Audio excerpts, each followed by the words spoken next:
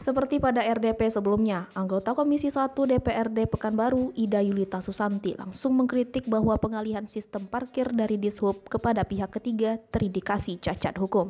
Ida menerangkan menurut Permendagri nomor 79 tahun 2018 untuk membentuk badan substansi, administrasi, dan teknis umum daerah atau BLUD ada 3 persyaratan, yaitu substansi, administrasi, dan teknis. RDP ini sendiri diikuti oleh Wakil Ketua Komisi 1 DPRD Pekanbaru, Krismat Hutagalung, yang didampingi oleh anggota Komisi 1 lainnya seperti Firmansyah, Isalah Hamid, Zainal Arifin, dan Victor Parulian. Ida melanjutkan, saat ini Dishub hanya memiliki 4 perwako. Yang pertama, perwako penyelenggaraan perparkiran, kedua layanan tarif, dan ketiga terkait tata cara kerjasama. Menurut Ida lagi, hal-hal yang tidak dimiliki Dishub menurut aspek hukum, lalu persyaratan tidak terpenuhi, berarti apa yang dilaksanakan oleh Dishub adalah cacat hukum. Sebab BLUD belum memenuhi persyaratan Permendagri nomor 79 tahun 2018. Tadi kita sudah mendengarkan paparan dari kepala dinasnya, yang mana penyelenggaraan perparkiran dengan menunjuk pihak ketiga itu dasar regulasinya kan adalah dengan sistem penerapan keuangan BLUD. BLUD itu Badan Layanan Umum Daerah, sistem pengelolaan keuangannya secara fleksibel, beda dengan UPTD hari ini. Nah, tentu ketika dasarnya itu adalah dengan pengelolaan keuangan BLUD, ada persyaratan yang dipersyaratkan oleh aturan undang-undang. Persyaratan yang dipersyaratkan Undang-Undang Permendagri 79 tahun 2018 tentang Badan Layanan Umum Daerah itu, untuk membentuk BLUD ada 3 persyaratan, substansi, administrasi, dan teknis. Dari 3 persyaratan ini kita tadi sudah tanyakan apa saja yang mereka miliki untuk menetapkan BLUD tersebut. Karena SK keputusan wali kotanya kan sudah ada di tahun 2019, yang mana UPTD parkir itu sudah menerapkan pola keuangan BLUD. Tapi ternyata masih ada aturan-aturan yang belum mereka penuhi. Mereka hanya punya tadi 4 perwako. Perwako yang pertama terkait penyelenggaraan perparkiran. Kemudian perwako yang kedua terkait layanan tarif. Yang ketiga terkait tata cara kerjasama. Nah, hanya 3 ini baru yang mereka miliki. 4 itu maksudnya tata cara kerjasama mereka miliki 2. Ada perubahan 1, 4. Seharusnya untuk mendirikan penerapan BLUD itu ada lagi namanya perwako tata kelola. Kemudian ada lagi namanya perwako renstra. Renstra itu nanti menjadi RBA dia. Karena ketika dia BLUD, kalau sudah BLUD berarti ada bisnis di sana. Rencana bisnis di UPTD tersebut. Kemudian renstranya itu mengatur untuk 5 tahun. Apa saja yang akan dilakukan oleh UPTD ini dalam 5 tahun itu sudah tertuang di renstra. Renstra itu harus diperwakokan.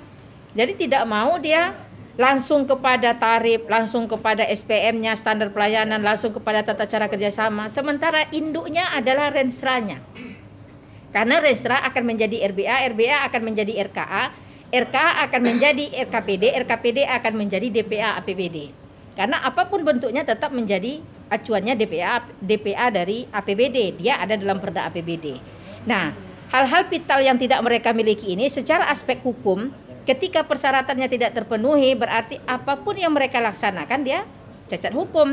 Karena apa? Pendirian BLUD-nya itu belum memenuhi persyaratan sesuai ketentuan Permendagri 79 tahun 2018. Kalau kita bicara legalitasnya, berarti batal demi hukum ketika persyaratannya tidak cukup. Kita tak berbicara dulu terkait penunjukan pihak ketiga. Karena penunjukan pihak ketiga tentu legal dulu rumah besarnya. Sistem BLUD itu legal dulu. Ketika ini sudah legal, barulah kebijakan-kebijakan yang dilahirkan kita lihat lagi sesuai aturan atau tidak. Nah, ternyata tadi kita kan juga sudah dengar tuh, penunjukan pihak ketiga itu juga tanpa perwako. Padahal di Permendagri 79 sudah mengatur terkait pengadaan barang dan jasanya itu diatur oleh perwako.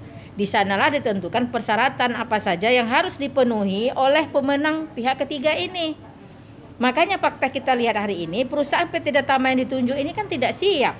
Karena apa? Mereka tidak punya pengalaman yang bisa untuk mengelola keuangan sampai ratusan miliar itu. Itu kan tetap harus dinilai dari aspek legal formalnya ya. Jadi tentu kita harus buka lagi apa yang disampaikan cacat hukum itu seperti apa. Karena maka dari itu tadi ruang kita cukupkan, kami juga akan memperbaiki. Menurut kami, itu kan menurut beliau dan tentu kan menurut kami bahwa Permendagri itu sudah mengatur untuk pembentukan BLUD itu harus memenuhi syarat teknis, administratif, dan substantif. Nah, ini juga dinilai oleh tim. Tim itu pengarahnya wali kota, sekda, kemudian ada panitia yang saya sampaikan tadi. Ada Bapeda, BPKAD, kemudian inspektorat, ada bagian hukum, dan kita sendiri. Nah, ini secara bersama-sama. Kita juga meminta BPKP untuk memberikan masukan. Nah, jadi untuk persyaratan itu saya kira sudah terpenuhi. Tapi yang dimaksud dengan